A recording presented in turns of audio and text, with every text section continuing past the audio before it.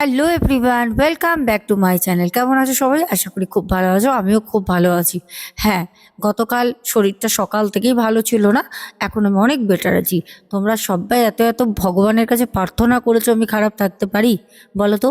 যাই হোক, আজকে তোমাদের সাথে দুর্দান্ত একটি ঘটনা শেয়ার করব। প্রত্যেককে বলবো একটা করে লাইক করে দাও। যারা এখনো পর্যন্ত ভালোবেসে চ্যানেলটা সাবস্ক্রাইব করোনি, তাড়াতাড়ি করে নিও। তাহলে চলো আমরা ঘটনায় যাই। আজকের ঘটনাটা একজন পাঠিয়েছেন। ওনার নামটা আমি এখানে কোনোভাবেই বলতে পারবো না। ওনার নামটা আমি এখানে হাইট রেখেই কথাটা বলবো। ঘটনাটা যেহেতু উনি ঘটনাটা ওনার নিজের জীবনের, আর এই ঘটনাটা তোমরা শোনার পর আশা করছি তোমরা অনেক কিছু আহ, জানতে পারবে, শিখতে পারবে, বুঝতেও পারবে। তো যার সাথে ঘটনাটা হয় উনি কিন্তু আমার একজন সাবস্ক্রাইবার। দেন উনি আমার একজন খুব ভালো ক্লায়েন্ট। উনি আমার কাছ দিয়ে অনেক কাজ করিয়েছেন, ঠিক আছে? তো উনি বেশ উপকৃত হয়েছেন। তা আমাকে উনি প্রথম যখন ওনার সাথে আমার পরিচয় হয় দাদাভাইয়ের সাথে, দাদাভাই আমাকে বলেছিলেন যে ম্যাডাম, আপনাকে আমি কিছু ইনসিডেন্ট আমাদের বাড়ির আমি আপনার সাথে শেয়ার করতে চাই। তো ওই সময়টা অ্যাকচুয়ালিও আমি খুব ব্যস্ত ছিলাম, আর উনিও নানা কাজে ব্যস্ত ছিলেন, যার কারণে ওই মুহূর্তে প্রপার কোনোভাবেই ওনার বিষয়টা জানা হয়নি।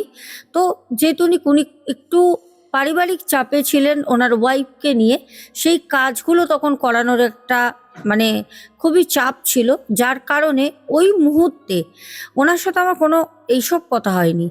উনি যখন ওনার কাজটা আমি করে দেওয়ার পর উনি যখন রিলিভ হন, উনি যখন সেখান থেকে উদ্ধার হয়ে যান, তারপর উনি অনেকগুলো কাজ করিয়েছেন অন্য অন্য কিছু ক্ষেত্রে। তখন অ্যাকচুয়ালি উনি আমাকে ঘটনাটা বলেন। বলেন ম্যাডাম, আমি যে এরকম আমার জীবনে হবে আমি না বুঝতে পারিনি। প্রথম থেকে ঘটনাটা একটু বিস্তারিত বলি, তাহলে তোমাদেরও বুঝতে একটু সুবিধা হবে। উনি বলেন, হঠাৎ একদিন খুব ভালো করে মনে আছে, সকালবেলা বুধবার ছিল, গরমকাল, চড়া গরম। সকালবেলায় মানে খটখটে রোদ উঠে গেছে একদম সকাল সকাল। তো ঘুম থেকে উঠি, দাদাভাই তখন ওই সময়টা যেই সময়টাই ঘটনাটা ঘটেন ওনার বিয়ে হয়ে গেছে, ওনার ওয়াইফ বাড়িতে ছিলেন না। দাদাভাই বলছেন, আমি সকালে ঘুম থেকে উঠি, দোতলার রুমে একটা ঘরে আমি শুই। আমার মা আমাকে বলল, বাবু, ওর বৌমাদের তো আজকে আনতে যাওয়ার কথা আছে, যদিও সন্ধ্যাবেলা। সন্ধ্যাবেলা যাব, পরের দিন নিয়ে আসবো, একটা দিন ওদের বাড়িতে থাকবো। তো বললো, যেহেতু বৌমাকে তো নিয়ে আসতে যাবি, একটা কাজ কর, কালকে তো তুই আবার অফিস বেরিয়ে যাবি। হ্যাঁ, তো আমি একটা দিনে ছুটি নিয়েছিলাম। তা বুধবার দিন, বৃহস্পতিবার আমি বউ বাচ্চা নিয়ে এসে আমি আবার অফিস বেরিয়ে যাব কিন্তু। তা মা বললো, বাজার দোকান তো সেরকমভাবে ওই সময়টা করতে পারবি না, কারণ তুই ব্যস্ত থাকবি। তুই একটা কাজ কর, তুই আজকে গিয়ে একটু বাজার থেকে খাসির মাংস, একটু পেঁপে, আর একটু সবজি, আর ছোট কোনো মাছ পেলে, বড় মাছ না ছোট মাছ নিয়ে আসবি। কারণ আজকে কোনো রান্না করব না, কালকে যেহেতু আমার বউ আসবে, তাই মা বলছে যে নাতি আসবে, বৌমা আসবে, তার জন্য একটুখানি মাংস টাংস এনে রাখার জন্য। আহ আমি বললাম ঠিক আছে। তো আমি দোতলার জাস্ট রুম থেকে নিচে নামি, নেবে আমি বাইরেটা বেরিয়েছি, মানে বারান্দায় আমি বাইরে দেখছি, বাইরেটা দাঁড়িয়ে হঠাৎ করে আমার চোখ গেল আমাদেরই বাড়িতে একটা মানে লতানো পাথানো একটা বেল গাছ আছে। হ্যাঁ, লতিয়ে লতিয়ে উঠে গাছটা বিশাল বড় হয়ে গেছে, সে মানুষে বিশ্বাস করতে চায় না এটা বেল গাছ। ফুল হলে মানুষও বোঝে, ফুলগুলো বেশ বড় বড় হয়, ঝাঁকড়া ঝাঁকড়া, দূর থেকে মনে হয় যেন সাদা গোলাপ ফুটে আছে। ওই বেল গাছ মানে আমাদের কলকাতায় বিরল, বলতে দেখা যায় না। তো ওই একটা বেল গাছ আমার বাড়িতে ছিল, বেল ফুল গাছ অ্যাকচুয়ালি। তো সেই বেল ফুল গাছটায় হঠাৎ আমার চোখ গেল, দেখলাম একটা মানে মাদুলি টাইপের কিছু, কালো কার দিয়ে একটা মাদুলি বাঁধা, কি জানি পাথার আড়ালে একটা ডালের মধ্যে বাঁধা, কিন্তু আমার চোখটা যেন ঠিক ওর মাঝে চলে যায়। আমি দেখা মাত্রই হঠাৎ আমি মাকে বললাম, মা, মা, ও মা, এদিকে এসো। মা বলল, আসছি। রান্নাঘর থেকে ছুটে আসতে মা বললো, কি হয়েছে? আমি মাকে বললাম, মা দেখো তো, এই যে মাদুলি ফাদুলি এগুলো কে ঝুলিয়েছে? কি কে বেঁধে গেছে, কি করে ঢুকলো? তখন মা বললো, দেখ কালকে রাতের বেলা তো আমি বাইরের গেটটা লক করিনি, তুই একটু লেট নাইট বাড়িতে ঢুকেছিস, আমিও ঘুমিয়ে পড়েছি আর বেরোইনি। আমার মনে হয় এই ফাঁকেই এই কাজটা কেউ করে গেছে, মানে যে করেছে সে ঠিক তালে তালে ছিল। দরজাটা কোন দিন রাতে খোলা থাকবে, দিনের বেলা ঢুকে তো করাটা পসিবলই না। যাই হোক, আমি তখন মাকে একটু বকাবকি করলাম যে কেন তুমি এই জিনিসগুলো হচ্ছে বা কিছু, তুমি এগুলো কি লক্ষ্য করতে পারো না, এগুলো কেন হবে, কি ব্যাপার? তো মা কিছু বলে না, কারণ বুঝতে পারি মায়েরও তো বয়স হয়েছে, ঘুমিয়ে পড়েছে, রাতে এসে কি করবে। যাই হোক, মাকে বলতে মা বললো যে আমি খুলে ফেলে দেবো। আমি মাকে বললাম, খবরদার ওসব হাত দিও না, কি না কি আছে ওসব হাত দেওয়ার দরকার নেই, যা আছে থাক, পরে দেখা যাবে। আমি বাজার টাজার দিয়ে এসে দেখছি, বেলার দিকে স্নান করার আগে আমি ফেলে দেবো, মাকে বললাম। একটা আশ্বাস দিয়ে গেলাম, মা তো সে বসে বসে চিন্তা করছে। হ্যাঁ, তো যাই হোক, আমি তো চলে গেছি। আমি বাজার করে নিয়ে আসি বাড়িতে, তখন মিনিমাম সময়টা ওই ধরে নাও খুব জোর হলে 12টা বাজার করে আসি, কারণ অনেক বাজার করেছি, অনেক। জানি বৌমা নাতি আসবে আর আমার মায়ের নতুন নতুন সব রান্না ডিসকভার হবে, ঠিক আছে, মা নতুন নতুন রান্না করবে আর বৌমাকে খাওয়াবে, জানি তো এটা হয় আমাদের বাড়িতে। তো আমি অনেক কিছু পেঁপে টেপে 3-4 রকমের ছোট মাছ, বড় মাছ, মাংস, চিকেন সব এনে দিই, পনির। তা আমার মা বললে, এত বাজার করলি কেন? আমি বললাম, না এত বাজার করলাম কারণ এগুলো লাগবে। তুমি তো তোমার বৌমা নাতি পেলে পারে, তখন তোমার ছেলের প্রয়োজনটা তোমার মনে থাকে না, তখন ওদেরই প্রয়োজনটা তোমার মনে পড়ে। যাই হোক, ভালো কথা। আমার মায়ের সাথে আমার বউর বন্ডিং খুব ভালো, খুব ভালো।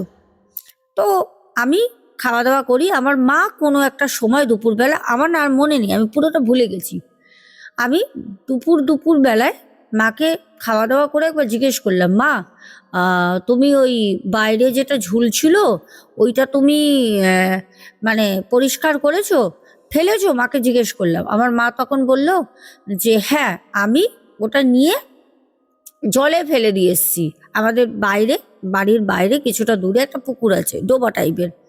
আমি মাকে বললাম, মা তুমি ওটা ডোবাতে ফেললে কেন, পুড়িয়ে দেওয়া দরকার ছিল না? মা বলল, না দরকার নেই, কার কি জিনিস না জিনিস। আমি বললাম, হ্যাঁ, অন্যের বাড়ির কোনো জিনিস তোমার বাড়িতে ভুল করে বেঁধে গেছে, কিরম কথা বলো? মা তখন বলল, ছাড় তো। যাই হোক, আমি তো গাড়ি ঠাড়ি নিয়ে বেরিয়ে বউকে আনতে চলে গেলাম, মানে আমি তো সেদিন ফিরবো না, পরের দিন ফিরবো। আমি মাকে বলে গেলাম, তুমি আর বাবা দুজনে একটু সতর্ক হয়ে থেকো, আর কোনো রকম কিছু হলে আমাকে ফোন করবে, একদম বি কেয়ারফুল। কিন্তু মা বললো, তুই যা, চিন্তা করিস না, সাবধানে গাড়ি ড্রাইভ করবি, যা কালকে সকাল সকাল ওদের নিয়ে চলে আসিস। আমি বললাম, ঠিক আছে, কেন ওদেরকে আমি বাড়িতে দিয়ে আবার আমি অফিস চলে যাব। কথা মতো কাজ বেরিয়ে গেলাম। হঠাৎ কি বলবো, মানে অদ্ভুত লাগবে শুনলে। পরের দিন আমি বউকে নিয়ে আসি, বউকে নিয়ে আসার সাথে সাথে মানে আমার মায়ের সে কি বিহেভিয়ার, আমি আমার মাকে কোনোদিন দেখিনি। আমার বিয়ে হওয়ার পর আমার ছেলে 3.5 বছরের, আমার প্রায় বিয়ে হচ্ছে 6 বছরের কাছাকাছি, আমি কোনোদিন এরকম মায়ের ব্যবহার আমাদের সাথে দেখিনি, আমার বউর সাথে দেখিনি। হঠাৎ দেখছি মা একটা অদ্ভুত ব্যবহার করছে, মানে সেই আমার ছেলে আসছে তাকেও মানে বলছে, আসিস না বাবু, আমার ভালো লাগছে না, আমার কাছে আসবি না, কিন্তু আসবি, মানে এরকম একটা রাগ রাগ মায়ের। তা আমি, আমার বউ বললো, কি গো মা এরকম করছে কেন? আমি ছিলাম না বলে কি মা রাগ করেছে? আমি বললাম, না না মা রাগ করেনি, হয়তো কিছু অন্য ব্যাপার হবে, রাগ মা করবে না তোমার উপরে, ছেলের উপরে কখনোই না।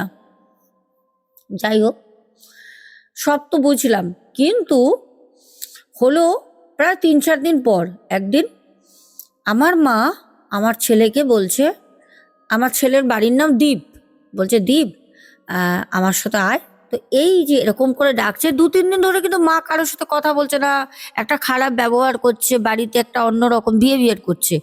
কিন্তু মা যখন দীপকে ডাকছে, মানে আমার ছেলেকে, যে দীপ শোন শোন বাবা শোন, এইটা আমার বউ ওর ঘরে তখন দুপুরবেলা ও মানে চুল টুল আঁচড়াচ্ছিল, কিছু একটা করছিল।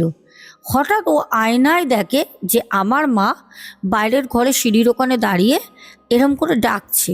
তো এইটা আমার বউ আয়নায় চুল আজরাচ্ছিল কি সাজছিল কি করছিল জানি না, ও আয়নায় দেখে আরে মা কাকে ডাকছে। ও আয়নায় দেখে মায়ের দিকে ঘুরে ও আস্তে আস্তে ওর ঘর থেকে ফলো করে কাকে ডাকছে। তখন দেখছে যে না, আমার বউ দেখছে আমার ছেলেকে ডাকছে, দীপকে। তা তখন আমার বউ ভাবলো যে মায়ের হয়তো কোনো কিছু নিয়ে রাগ হয়েছিল, যাক মা তো এখন সব ঠিক আছে, আমার ছেলেকে ডাকছে, ওর খুব আনন্দ হয়। তো ও তখন দাঁড়িয়ে দেখে যে ভালো লাগছে একটা, যে মাকে তো কোনোদিন ওরকম 2-3 দিন যা ব্যবহার করেছে জীবনে কোনোদিন আমরা দেখিনি, না আমার বউ দেখেছে, না আমি দেখেছি, না আমার বাবা দেখেছে।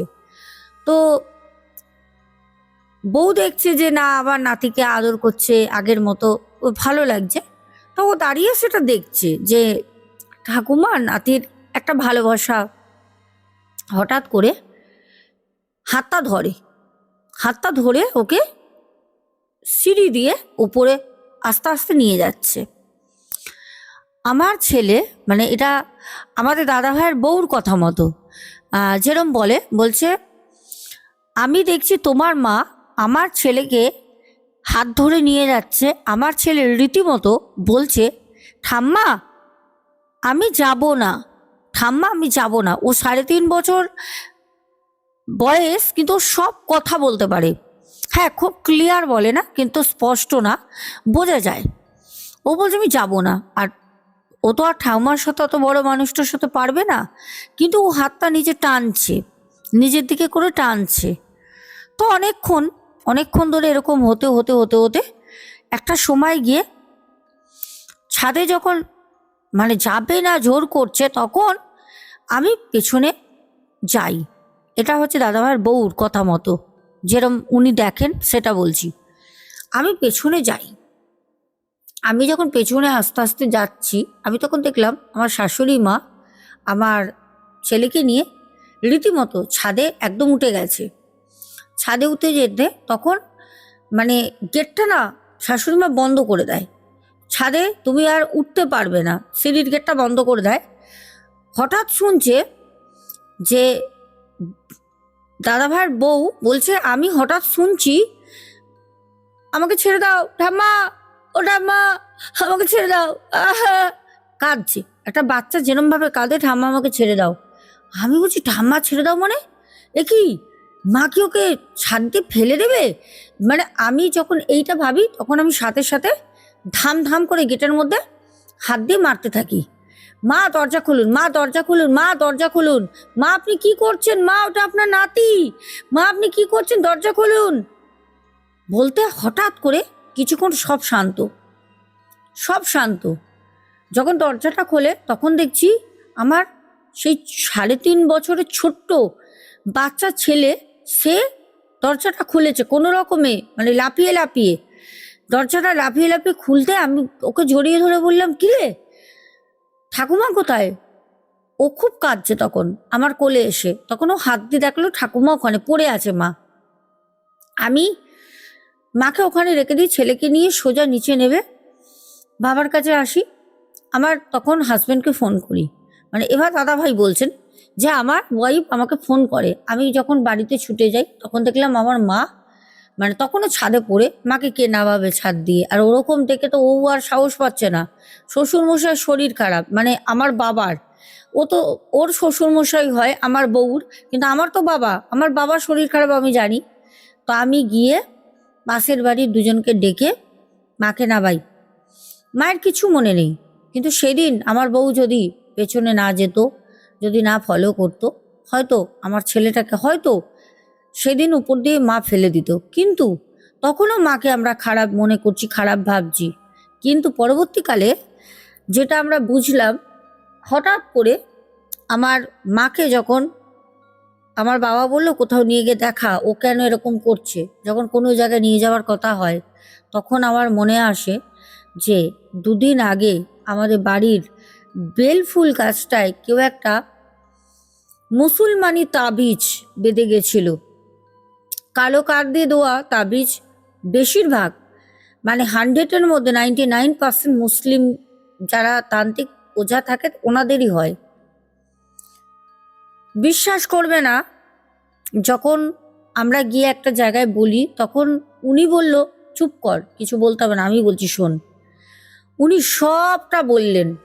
উনি একজন মুসলিম। উনি সবটা বললেন। বলল, তোদের বাড়িতে তোর বউর সাথে, তোর মায়ের সাথে, তোর বাবার সাথে এই যে বন্ডিং, এটা এমন কেউ আছে যে দেখতে পাচ্ছে না, সেই কাজটা করে গেছে, যে দেখতে পাচ্ছে না। তখন বলল, এটা কে করতে পারে এরকম কাজ? লাস্টে উনি বললেন, এরকম কেউ আছে যে তোদের খুব ঘনিষ্ঠ, খুব ঘনিষ্ঠ, কিন্তু সে পিঠ পিছে যে কাজগুলো করছে তোরা জানিস না, সে খুব ঘনিষ্ঠ তোদের। তখন বললো, আমাদের ঘনিষ্ঠ এরকম করছে কে? তখন বলল, একটু খবর নে, বাড়িতে কিছু কাজ করতে দিলাম, এগুলো কর, দেখ কে কি সব ধরা পড়ে যাবে। তো কথা মতো কাজ, আস্তে আস্তে আস্তে আস্তে দিন যায়, আমরা কাজ করে বসে আছি। হ্যাঁ, কাজের এফেক্ট আমরা পাচ্ছি, আস্তে আস্তে কাজ হচ্ছে, দিন যায়। হঠাৎ একদিন দাদাভাই বলেন, আমার এক বন্ধু, ওর নাম হচ্ছে দীনেশ। দীনেশ, ওর টাইটেলটা হালদার বলেছিল। হ্যাঁ, দীনেশ হালদার। বলছে, মানুষের বন্ধু না থাক কিন্তু এরকম বন্ধু না থাক, মানুষের বন্ধু না থাক কিন্তু এই রকম বন্ধু যেন না থাকে। বলছে, দীনেশ আমার বাড়িতে আসলো, আসতে আমাকে বলছে, কিরে অনেকদিন ধরে তোর সাথে কথাবার্তা নেই, কেমন আছিস? আমি বললাম, ভালো আছি। আর বলিস না, মায়ের তো একটা বিশাল বড় অ্যাক্সিডেন্ট হয়ে গেল রে। বন্ধু, ছোটবেলার বন্ধু ও আমার। তখন বলল, কি হয়েছে? আমি ওকে সবটা বলি। ও তখন বলল, ও আচ্ছা, তার মানে কাকিমাকে ভূতে ধরেছিল। তা আমি বললাম, বাবা তুই এরকম মানে এতটা ক্যাজুয়ালি বলে দিলি, এতটা মানে কোনো এ নেই, কাকিমাকে ভূতে ধরেছিল, কথাটা কেমন একটা লাগে না? ও তখন হাসলো। যাই হোক, তো ওর সাথে আমি সেদিন যেটা দেখলাম খুব অদ্ভুত লাগলো, মানে এখানে বলা যাবে না, তাও বলছি। আমার বউর সাথে একটা খুব খারাপ একটা সম্পর্ক, যেটা আমি ওদের কথায় অনেকদিন ধরে বুঝতাম, কিন্তু বুঝেও আমি কোনো দিন ধারণাও করিনি, কারণ ও আমার ছোটবেলার বন্ধু। আর আমার বউ যথেষ্ট আমাকে ভালোবাসে, কিন্তু ভেতরে ভেতরে যে এত কিছু সেটা তো জানতাম না, কোনো মতেই জানতাম না। তো সেই দিনকে দেখলাম, অনেক কিছুই দেখলাম, এখানে বলা যাবে না, সোশ্যাল প্ল্যাটফর্ম অনেক কিছু দেখার পর আমার বন্ধু চলে যেতে আমি আমার বউকে বললাম যে, কি ব্যাপার বলো তো, আমি কি তোমার কাছে পুরনো হয়ে গেছি? আমাকে কি তোমার ভালো লাগছে না? আমি কোনো জিনিস কি কম রেখেছি? আমি থাকতেও তুমি আমার বন্ধুর সাথে, দেখো আমি অনেক আগেই তোমাদের সম্পর্কটা অনুমান করেছিলাম, কিন্তু যে এটা বাস্তব, তোমরা যে এই জিনিসটা সত্যি করছো এইটা আমি অনুমান করিনি। কিন্তু আজকে আমার নিজের সত্যি কথা বলতে খুব ছোট লাগছে, তোমরা এরকম। আমার বউ চিৎকার করে ঘরের মধ্যে সেই মানে একটা যাচ্ছেতাই অবস্থা করে ফেললো। আমি লোক সমাজে বসবাস করি, বাবা নিয়ে মা নিয়ে। আমি ভাবলাম আজকালের আইনটা মেয়েদের ফরে, যদি আমি বেশি কিছু করতে যাই, হতে পারে এর থেকে বিত অন্য একটা ব্যাপার আমারই করে দেবে।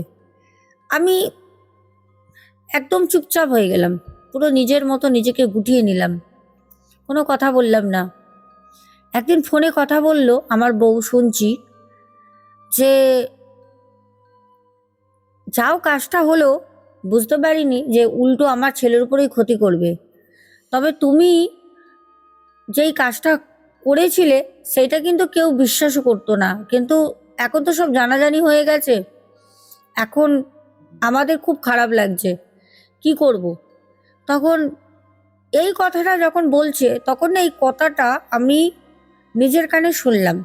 আমার বউকে আমি বললাম, দেখো তুমি আমার সাথে থেকো না, তুমি না থেকে তুমি তোমার মতো তুমি রাস্তা দেখো, যা লাগে আমি তোমাকে দিয়ে দেবো, অ্যালমানি যা লাগে আমি তোমায় দিয়ে দেবো, কিন্তু তুমি আমার সাথে থেকো না, কারণ তোমাকে নিয়ে আমার থাকা পসিবল না, আমি তোমাকে নিয়ে সংসার করতে পারবো না। তখন আমার বউ বলল যে ঠিক আছে, থাকতে হবে না। তখন আমার বউ বলল ঠিক আছে, তুমি আমাকে একটা অ্যামাউন্ট দাও, আমি চলে যাব। সে দিব্যি দিব্যি আমার সেই ছোটবেলার বন্ধুর সাথে এখনো সংসার করছে। তারা আমার সাথে ডিভোর্স করে, আফটার ম্যারেজ ও করে ওইখানে সংসার করছে। কিন্তু আমার মা মাঝখান থেকে পুরো উন্মাদ হয়ে গেল। যেখানেই যাই না কেন, যা তন্ত্রক্রিয়া করি না কেন, কোনো দিন কোনো কিছুই হয়নি। দাদাভাই শেষে যেটা বলতে বলেছেন সেটা বলে দিই। সেটা হচ্ছে উনি আমার কাছে কাজ করিয়েছিলেন ওনার মায়ের জন্য। ওনার মা এখন ফিট অ্যান্ড ফাইন, 100% সুস্থ হয়ে গেছেন। দেন এনার্জেটিক পার্সন একজন। ওনার এখন বর্তমান বয়স 76, কিন্তু ওনাকে দেখলে মনে হবে 52-55 বছরের একজন ইয়াং লেডি। কারণ কাজের এফেক্টটা এত ভালো করেছে। দাদাভাই বলেছেন এত এত এত জায়গায় গেছি, কেউ করতে পারিনি। হ্যাঁ হয়েছে, হয়নি মিথ্যা কথা বলবো না, হয়তো 15 দিন 20 দিন 1 মাস কেটে গেছে। তারপর কিন্তু আপনার এই কাজ এখনো পর্যন্ত 1.5 বছর হয়ে গেল স্টে করছে। তোমরা রিসেন্ট, আমি তোমাদের বলছি, রিসেন্ট আমি একটি বাড়িতে কাজ করতে যাব। সেই বাড়ির মধ্যে পেতাত্মা থাকে। আমি তাদের সব কিছু বিস্তারিত দেখেছি। মানে আমি যাব, খুব রিসেন্ট যাব, পুরো ভিডিওটা তোমরা পাবে, চোখ রেখো চ্যানেলে। আমার কাজ এরকমই হয়, এটাই হচ্ছে কথা। তো চলো এবার আমরা কমেন্টগুলো পড়ি। আর হ্যাঁ, আর একটা খুব মানে মূল্যবান কথা তোমাদের সাথে শেয়ার করব। সেটা হচ্ছে কিছুদিন আগে আমি দেখলাম একজন আমাকে কমেন্ট করেছে, তাকে আমি চিনি না, তার প্রোফাইল দেখলাম চিনি না, তার নাম আমি চিনি না। কেন ভাই? কিসের জন্য ভাই? হ্যাঁ, কে তোমাদের এগুলো বদনাম করার জন্য পাঠায়, যাকে আমি চিনি না, যে আমাকেও হয়তো চেনে না, প্রথম দিন কমেন্ট করে আশফাস কথা, মানে সে নাকি আমার কাছে কাজ করিয়েছে। আমার কাছে যারা কাজ করিয়েছে, আমার কাছে তাদের পুরো বায়োডাটা আছে। সে কে, নাম ফটো কিছুই চিনি না, এসে বলছে তোমার কাছে কাজ করিয়েছি, কিছুই তো হয়নি, কি তুমি কাজ করাও ভুল ভাল। আমি না অবাক হয়ে গেলাম দেখে। আমি বললাম কে ভাই? নাম জানি না। আমি ওনাকে আবার মেসেজও করেছি, আপনার নাম কি, কোথায় থাকেন, আপনি আমার কাছে কাজ করিয়েছেন, কাজ হয়নি। আর কোনো উত্তর নেই, কোনো উত্তর নেই। মানে কিছু কিছু মানুষ আছে মানুষকে বদনাম করার জন্য। আর এখন এতটাই পাবলিকালি হাইলাইট হয়ে গেছি, এখন তো মানে বলি না, মানুষের ভালো করতে গিয়ে প্রচুর মানুষ এখন আমাকে ক্ষতি করছে, যেটা আমি আসনে বসলে বুঝতে পারি।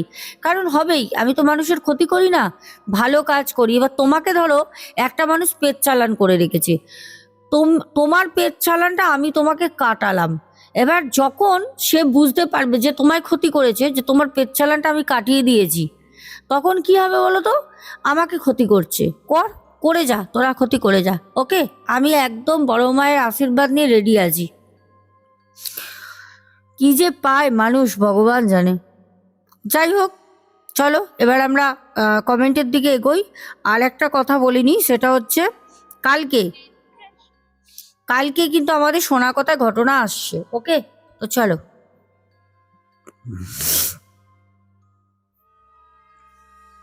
আমি কালকে তোমাদেরকে কালকে তোমাদের যদিও আমি ভিডিও দিতে পারিনি, তবে আগের দিনের ভিডিওটা মানে ভিডিওর কমেন্টগুলো আমি এখন পড়বো। প্রথমে আমাদের কমেন্ট করেছো সন্ধ্যা মণ্ডল, পিঙ্কি দাস, আচ্ছা, তারপর কমেন্ট করেছো ফারহানা, আচ্ছা, তারপরে পিঙ্কি, আচ্ছা, তারপরে সরি ভুল হয়ে গেছে, আচ্ছা, তারপর হচ্ছে ডালি দেবনাথ, আচ্ছা, অনুপম বিশ্বাস, তারপর কমেন্ট করেছে পিন্টু ঘোষ, কৃষ্ণা ধারা, রিলায়েন্স কর্পোরেশন থেকে, তারপরে শুভঙ্কর ঘোড়ই, এস দেব রয়, বনেশ্বরী রয়, সরি বনেশ্বরী দে, রয় না, ভুল হয়ে গেছে, তারপরে অঙ্কিতা দাস, কৌশিকী ঘোষ, বাংলাদেশ থেকে আমাদের আব্দুল হক ভাই, তারপর কমেন্ট করেছে তমাল মণ্ডল, তারপর জলি হাসরা দিদিভাই, Ayan Haldar, Sumana Bhattacharya, Chaitali Chakraborty, Sudip Roy, Sutapa Samanta, Rupa De, Baban Saha, Sujata Das, Panther Gaming YT, আচ্ছা, ইন্দ্রজিৎ রয় চৌধুরী, সুদীপ্ত ব্যানার্জি, প্রিয়াঙ্কা লাইফস্টাইল ব্লগ, সোহিনী রয়, আমাদের পিয়ালি ভারদ্বাজ, রুচিরা হালদার, তারপরে আমাদের বাংলাদেশ থেকে মিম কমেন্ট করেছো, তারপর কমেন্ট করেছো চৈতালি রয়, আচ্ছা, তারপরে কমেন্ট করেছো সিদ্ধার্থ পুরকায়াত, আর একদম শেষে কমেন্ট করেছো আমাদের সোমা দাস পরিবার থেকে। তো ঘটনাটা তোমাদের সামনে যে ঘটনাটা বললাম, তোমরা ভয়েসটাও শুনলে, আর যে লাস্টে কথাগুলো বললাম সে কথাগুলো একদম বাস্তব। কিছু মানুষ আছে দেখছি ইদানিং এগুলো করছে, কেন জানি না কিসের জন্য। যাই হোক, তোমরা সবাই খুব ভালো থেকো। আজকের মতো আসবো, দেখা হবে আগামীকাল। আগের থেকে অনেক ভালো আছে। তোমরা আমাকে যা ভালোবাসো সারা দিন, আমাকে এই যে এই ফোনে আমার হোয়াটসঅ্যাপ রয়েছে, এই ফোনে তোমরা আমাকে এত মেসেজ করেছো আমার শরীর সংক্রান্ত বিষয় নিয়ে, ভালো না হয় যাবো কোথায়। যাই হোক, এখনের মতো tata, good night, love you two.